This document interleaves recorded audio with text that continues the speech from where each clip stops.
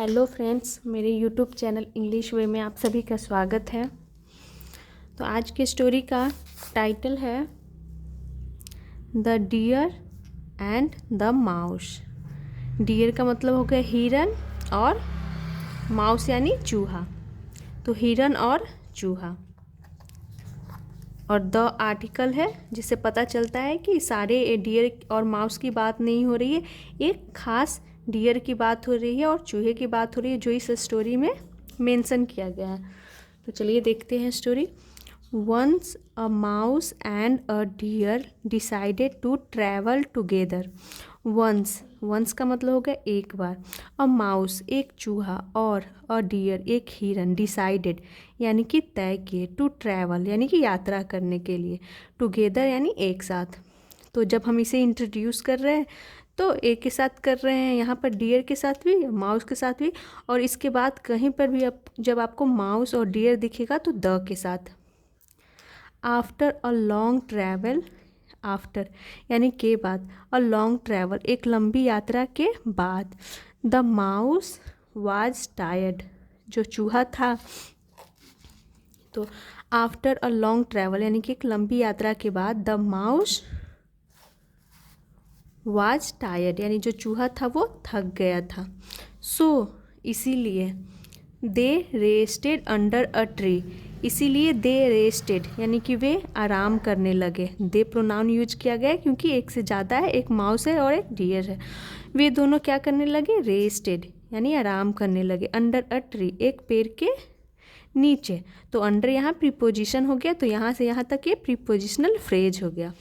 तो फ्रेज का मतलब उसे कहते हैं जैसे कि एक से ज़्यादा वर्ड हो, एक सेंटेंस पूरा ना हो लेकिन उसका मतलब ज़रूर कुछ ना कुछ निकल कर आता है। तो अंडर अ ट्री एक पेड़ के नीचे, ये देख सकते हैं एक पूरा सेंटेंस तो नहीं है लेकिन हाँ इसका कोई मतलब तो ज़रूर निकल के आ रहा है कि वे एक पेड़ के नीचे रेस्ट करने लगे। As they rested the mouse, as they rested the mouse suggested they play hide and seek। As यानी कि एज का मतलब यहाँ पे हो गया जब, दे रेस्टेड यानी वे आराम कर रहे थे। तो यहाँ पे लिखा हुआ है पास्ट इंडिफिनिट में, लेकिन इसका बोलने पर क्या मतलब निकल के आ रहा है कि जब वो आराम कर रहे थे। द माउस यानी कि चूहा, तो यहाँ पर देख सकते हैं द से यूज किया गया, द के साथ द माउस, क्योंकि यहाँ पे पता है हमें कि उस चूहे की बात हो रही है जिसे हम पहले ही इंट्रोड्यूस कर चुके हैं। द माउस सजेस्टेड यानी चूहा ने सुझाव दिया, सेकंड फॉर्म के रूप में लिखा गया है। दे प्ले यानी कि उन्हें खेलने के लिए। हाइड एंड सीक, तो हाइड एंड सीक का मतलब हो गया छुपन छुपाई, लुका छिपी खेलने के लिए माउस ने सुझाव दिया। The deer agreed and hid but the mouse found the deer easily. The deer agreed यानी जो हिरन था वो सहमत हो गया, अग्रीड यानी सहमत हो गया। तो अग्री की सेकेंड फॉर्म के रूप में यूज किया गया और थर्ड फॉर्म भी अग्रीड ही होती है। एंड हाइड की सेकेंड फॉर्म हो गई हिड और वह छिप गया। बट लेकिन the mouse found the deer easily, लेकिन जो चूहा था उसने फाउंड यानी ढूंढ लिया। फाइंड की सेकेंड फॉर्म हो गई फाउंड। द डियर यानी उस हिरन को, इजीली यानी आसानी से उसने ढूंढ लिया। वेन यानी कि जब, it was the mouths turn यानी कि जब, वेन का मतलब हो गया यहाँ वेन यानी जब, इट वाज यानी कि था, द माउथ्स टर्न यानी कि जब चूहे की टर्न यानी बारी थी। She hid near the deers हुप, सी हिड, तो सी यहाँ पे प्रोनाउन यूज किया गया है माउस के लिए, तो जिससे पता चलता है कि सब्जेक्ट हमारा मेल है या फीमेल। तो सी हाइड की सेकेंड फॉर्म हिड, वह छिप गई। नियर द डियर्स हुफ यानी डियर के खुर के नीचे वो छिप गई। नियर यानी कि पास होता है, तो इसका मतलब हो गया कि वो हुफ का मतलब होता है खुर, तो डियर के खुर के वो नीचे वो छिप जाती है पास में।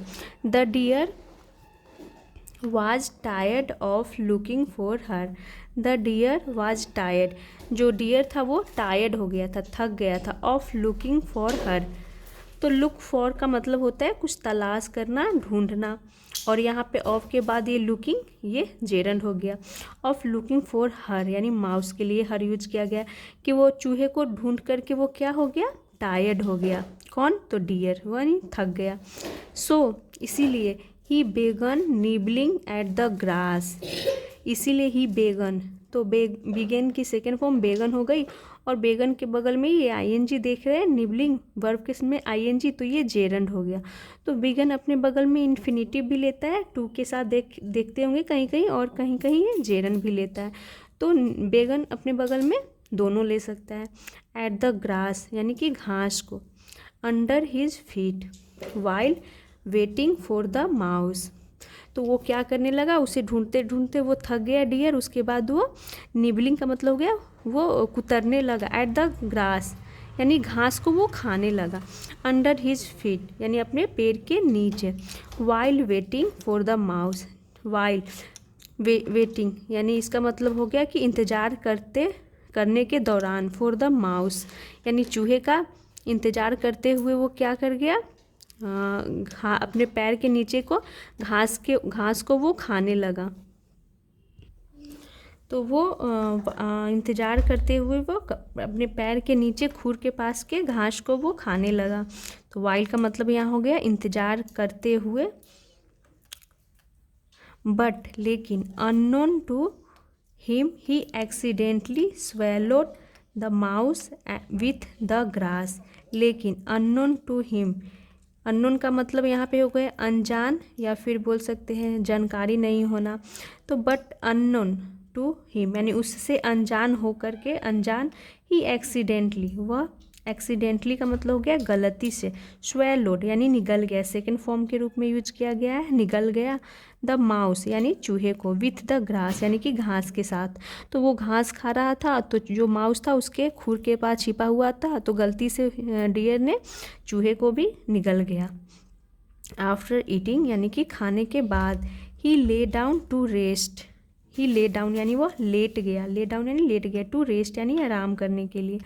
देन तब the mouse gnawed a hole between the deer's ribs, तब माउस नॉड, नॉड का मतलब हो गया कि gnawed a hole between the deer's ribs, तो जो चूहा था उसने क्या किया, नॉड, नॉड का मतलब हो गया कि उसने क्या कर दिया, कुतर दिया। अ होल एक मतलब कि एक होल कर दिया, बिटवीन द डियर्स रिब्स यानी बिटवीन का मतलब हो गया बीच में, द डियर्स रिब्स यानी हिरन के पसलियों के बीच में उसने एक होल कर दिया।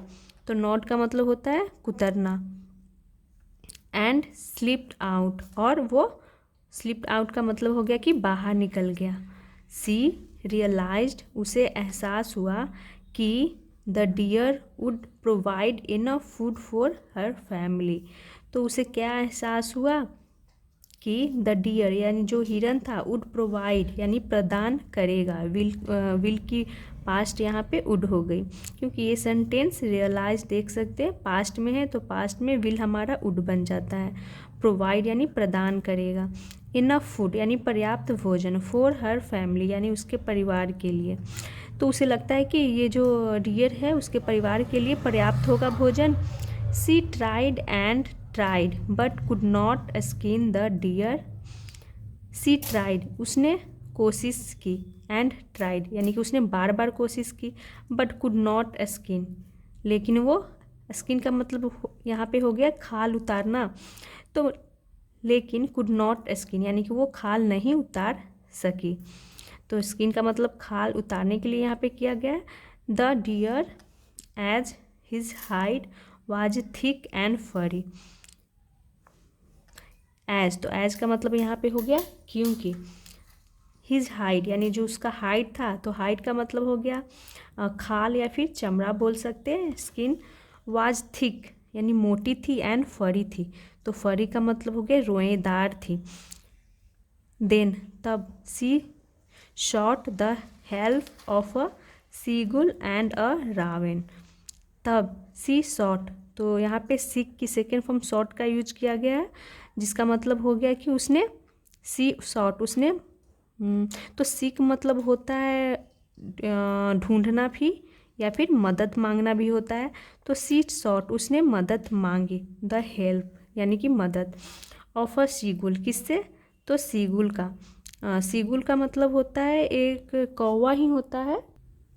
सीगुल मतलब होता है सफ़ेद कौवे के लिए हम सीगुल का यूज करते हैं, जो समुद्र के किनारे पाया जाता है। एंड रावेन, तो रावेन भी कौवा ही होता है, जो साइज में जो जनरली जो कौवे होते हैं उससे साइज में बड़ा होता है और काले रंग का होता है। तो वो किसी से रावेन और सीगुल से वो मदद मांगता है। कौन मांगी, यानी कौन, माउस। तो यहाँ पे सीक की सेकेंड फॉर्म सॉर्ट का यूज किया गया है, जिसका मतलब ढूंढना भी होता है या फिर मदद मांगना भी होता है। बट दे टू फेल्ड, लेकिन दे यानी कि वे, टू यानी भी, फेल्ड यानी वो भी फेल्ड हो गए, यानी कि वो भी असमर्थ थे, वो भी नहीं कर पाए, यानी उसकी स्किन को नहीं फाड़ पाए, डियर की स्किन को। तब अ फॉक्स, एक लोमड़ी, and a jackal passing by offered to help. तब एक फॉक्स यानी लोमड़ी एंड जैकल यानी शियार, पासिंग बाय, तो पासिंग बाय का मतलब हो गया कि बगल से गुजर रहे थे। ऑफर्ड यानी पेशकश की, टू हेल्प यानी मदद, तो मदद के लिए उन्होंने पेशकश की, मदद के लिए कौन, तो फॉक्स एंड जैकल ने। दे टोल्ड द माउस, उन्होंने टोल्ड यानी कहा, द माउस यानी चूहे से। तो दे प्रोनाउन यूज किया जाता है क्योंकि जब एक से ज़्यादा हमारा सब्जेक्ट होता है तो, और ये हमारा सब्जेक्टिव प्रोनाउन हो गया, इसे हम सब्जेक्ट के रूप में ही यूज कर सकते हैं। तो दे टोल्ड द माउस, चूहे से कहा, टू रेस्ट यानी आराम करने के लिए। एज, क्योंकि दे गॉट टू वर्क, दे का मतलब हो गया कि वे, और यहाँ पे गॉट टू वर्क का यूज किया गया है। तो गॉट टू वर्क का मतलब हो गया कि काम पर लग जाना या फिर काम करना। तो गेट की सेकेंड फॉर्म गॉट के रूप में यूज किया गया क्योंकि ये स्टोरी है तो पास्ट में हो गई। तो गॉट टू वर्क, उन्होंने कहा चूहे को आराम करने के लिए। एज, क्योंकि दे गॉट टू वर्क, क्योंकि उन्होंने अपना काम में लग गए थे, अपना काम शुरू कर दिया। द माउस बिलीव्ड, यानी चूहा ने विश्वास कर लिया, देम यानी कि उन पर, एंड स्लेप्ट ऑफ, और वो सो गया। वेन सी गॉट अप, जब, वेन सी गॉट अप यानी कि जब वह उठी, तो गेट अप यानी जगना होता है, तो उसकी सेकेंड फॉर्म हो गया गॉट अप। जब वो उठी यानी कि जागी, सी वाज फ्यूरियस, वो बहुत ही गुस्सा में थी। तो यहाँ पे फ्यूरियस का मतलब हो गया बहुत ही ज़्यादा गुस्सा में होना, तो फ्यूरियस का यूज कर सकते हैं। All that was left of the deer were the horns and hoof. All that was, तो इसका मतलब हो गया ऑल दैट वाज लेफ्ट यानी कि जो कुछ, ऑल दैट वाज जो कुछ भी बचा था, ऑफ द डियर यानी डियर का जो कुछ भी बचा हुआ था, वर यानी कि था, द हॉर्न्स एंड हूफ्स, तो सींग थे और हूफ्स यानी कि खूर थे। तो यानी कि जो जैकल और क्या था, फॉक्स, दोनों ने सारा डियर को खा गया था, सिर्फ जो बचा हुआ था तो उस डियर का हूफ था और हॉर्न्स यानी सींग था। वाइल, जबकि, she had tricked the deer, while she had tricked यानी कि उसने छल की थी, यानी माउस के लिए यहाँ पे सी प्रोनाउन यूज किया गया है, उसने छल की थी, धोखा दिया था, ट्रिक्ड यानी धोखा दिया था, द डियर यानी हिरन को, द फॉक्स एंड जैकल यानी कि फॉक्स यानी कि लोमड़ी और जैकल यानी शियार, हैड ट्रिक्ड यानी कि उन्होंने ट्रिक्ड यानी धोखा दिया था, हर यानी उसे यानी चूहे की बात हो रही है, एंड रैन ऑफ यानी कि वहाँ से वो भाग गए, तो धोखा दे करके वहाँ से उसे चूहे को वो भाग गए। तो चूहे ने धोखा दिया था किसे, डियर को, तो और जैकल जो फॉक्स था उसने चूहे को धोखा दिया।